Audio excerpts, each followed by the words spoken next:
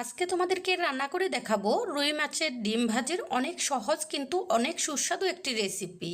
আর সাথে থাকবে কিছু গুরুত্বপূর্ণ টিপস, তাই স্কিপ না করে পুরো ভিডিওটির সাথেই থাকো। তো ফ্রেন্ডস, আমি তৃপ্তি আর তোমরা দেখছো তৃপ্তির রসুই ঘর। তাহলে চলো আর দেরি না করে রান্নাটা শুরু করে দিই। প্রথমে চুলায় একটি কড়াই বসিয়ে দিব আর কড়াইয়ে হাফ কাপ পরিমাণ সরিষার তেল দিয়ে দিব। তোমরা চাইলে এখানে সয়াবিন তেলও দিতে পারো।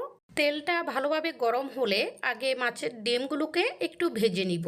এই ডিমগুলো চাকা থাকা অবস্থায় ভালোভাবে ধুয়ে এরপরে হাফ চা চামচ লবণ এবং হাফ চা চামচ হলুদের গুঁড়ি দিয়ে ডিমগুলোকে কষলে মেখে নিয়েছি। বেশি প্রেসার দিইনি, জাস্ট চাকাগুলোকে ভেঙে একটু আলাদা করে দিয়েছি। এখন চুলার আগুনটি হাই ফ্লেমে রেখে ডিমগুলোকে ছড়িয়ে দিয়ে একটু ভেজে নিচ্ছি।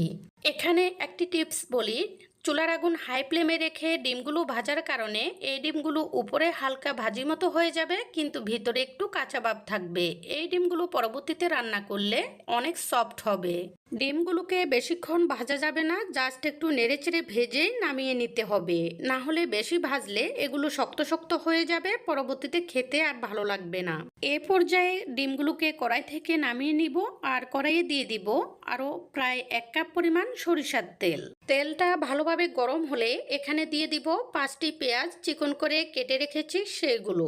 মাছের ডিম ভাজি কিংবা ভুনা করলে পেঁয়াজটা একটু বাড়িয়ে দিলেই ভালো হয়। এখন এখানে দিয়ে দিব 1.5 চা চামচ পরিমাণ লবণ।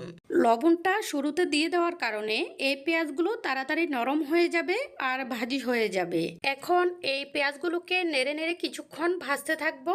আর এ পর্যায়ে আমি তোমাদের কাছে একটি রিকোয়েস্ট রাখি, তোমরা যারা আমার চ্যানেলে নতুন, ঘরোয়া সকল ধরনের রান্নার সহজ এবং সুস্বাদু রেসিপিটি পেতে আমার চ্যানেলটি সাবস্ক্রাইব করে রেখো। আর যারা আগে সাবস্ক্রাইব করে রেখেছো তাদের জন্য অনেক ভালোবাসা।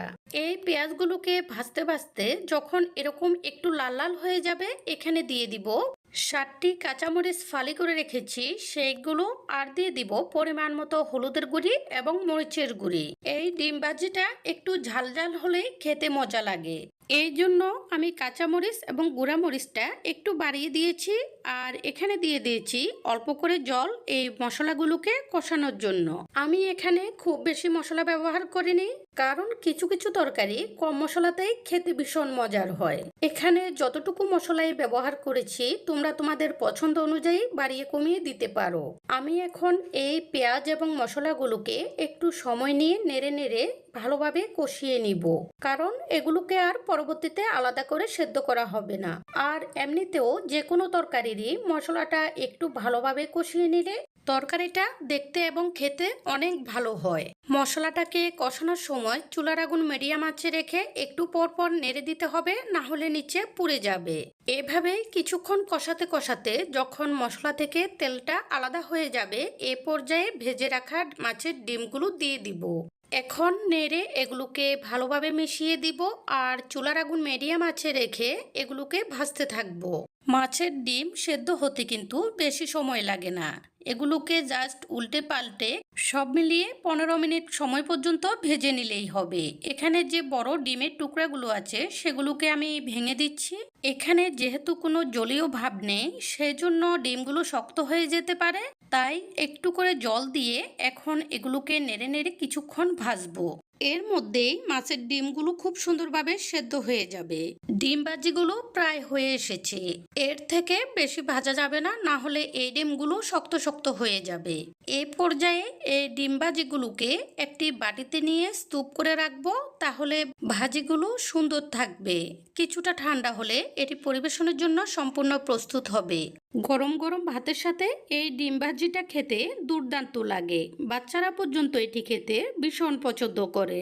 আশা করছি রেসিপিটি তোমাদেরও অনেক পছন্দ হবে। যদি পছন্দ হয়ে থাকে অবশ্যই লাইক, কমেন্ট এবং সাবস্ক্রাইব করে সাপোর্ট করবে আরও নতুন নতুন রেসিপি উপহার পাওয়ার জন্য।